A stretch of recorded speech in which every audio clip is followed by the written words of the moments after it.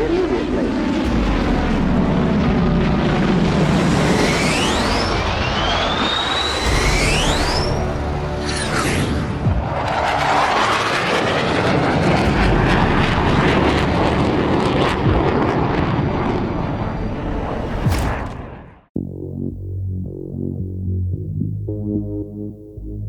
Awal Agustus 1945 bagaikan nestapa bagi Jepang, tapi di lain sisi bagaikan berkah bagi Indonesia. 2 bom nuklir dijatuhkan ke kota Hiroshima dan Nagasaki pada 6 dan 9 Agustus 1945 yang menyebabkan 250.000 warga Jepang meninggal dunia.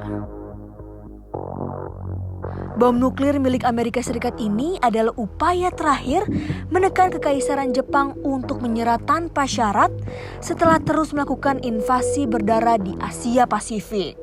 Setelah ultimatum berkali-kali tak digubris, Hiroshima akhirnya jadi target pertama. Kota pusat industri yang dekat dengan pangkalan militer Jepang itu rata dengan tanah setelah bom atom Little Boy dijatuhkan pada 6 Agustus.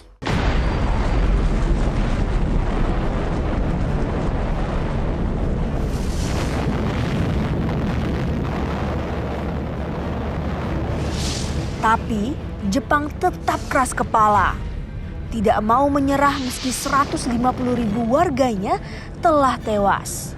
3 hari kemudian, tepatnya 9 Agustus 1945, giliran bom plutonium bernama Fat Man yang dijatuhkan Amerika ke kota Nagasaki.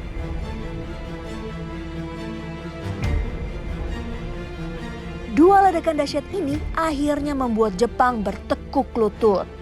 Negeri matahari terbit menyerah tanpa syarat pada sekutu pada 14 Agustus 1945, mengakhiri Perang Asia Pasifik yang telah berlangsung selama 8 tahun.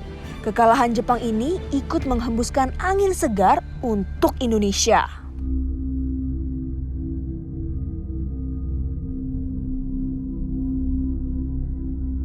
Para pejuang tanah air yang mengetahui kabar ini langsung bersiap memproklamasikan kemerdekaan Indonesia dan menolak bentuk kemerdekaan yang diberikan sebagai hadiah dari Jepang.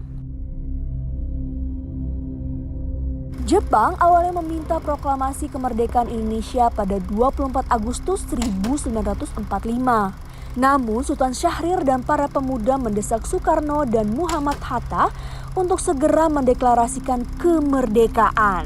Mereka khawatir terjadi perpecahan di tubuh kubu nasionalis antara anti dan pro-Jepang.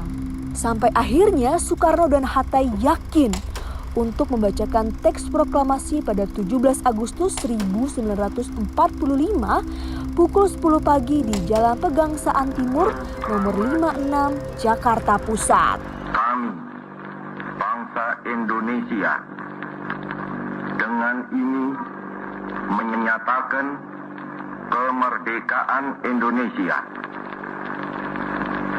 Hal-hal yang mengenai pemindahan kekuasaan dan lain-lain diselenggarakan dengan cara saksama dan dalam tempo yang sesingkat-singkatnya.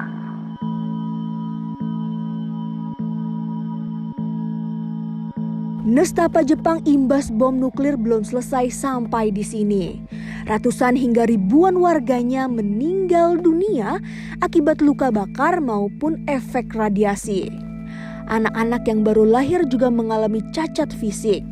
Puluhan tahun setelah tragedi ini, banyak warga yang masih merasakan dampaknya.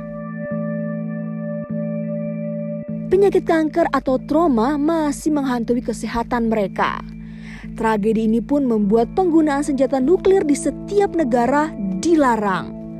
Efek sampingnya yang menakutkan dan berbahaya dianggap terlalu berbahaya. Hingga saat ini penggunaan senjata nuklir di Hiroshima dan Nagasaki menjadi yang pertama dan terakhir dalam sejarah.